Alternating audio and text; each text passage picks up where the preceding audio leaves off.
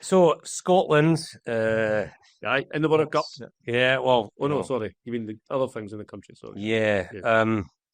I think we have to kind of discuss the impact of this budget on the Scottish election. I mean, we don't know exactly what impact this budget is going to have in relation to the Scottish Government's own budget in January. We're still waiting for the final details of that.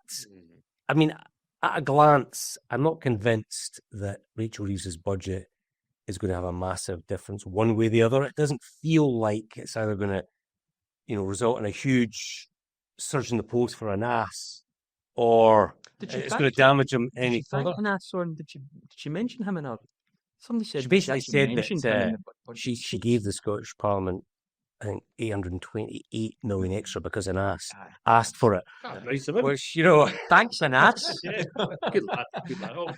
It doesn't seem like it's the game changer one way or the other, though, in terms of the Scottish election. Yeah, and whatever way, one thing I'll absolutely guarantee you, she could give the Scottish Government, free fish suppers for a year, gift wrapped racehorses, or whatever else they ask for, and they still say it wasn't enough, So I think we can guarantee that the Scottish Government will find a way to make this look like they're getting a rough deal.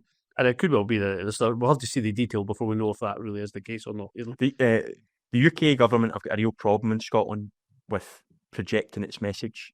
And we've seen it time and time again where the Scottish government get credit for UK government initiatives and the UK government get blame for something the Scottish government done. And you see it, you actually see it in Poland. People tend to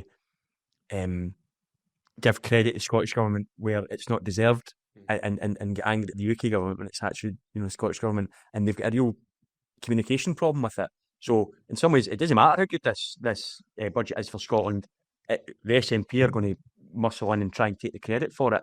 And in the past, they've been successful at that. I think the two main factors right now for the Holyrood election are the first 16 months of the Labour government, rather than this particular budget, and also the Scottish government's own record in office. And it's who wrests control of that narrative, who has the upper hand in the run-up to the poll will win. Because although it should be about devolved issues, I've made this point many times, the SNP are perfectly entitled to make the Holyrood election a referendum on Keir Starmer.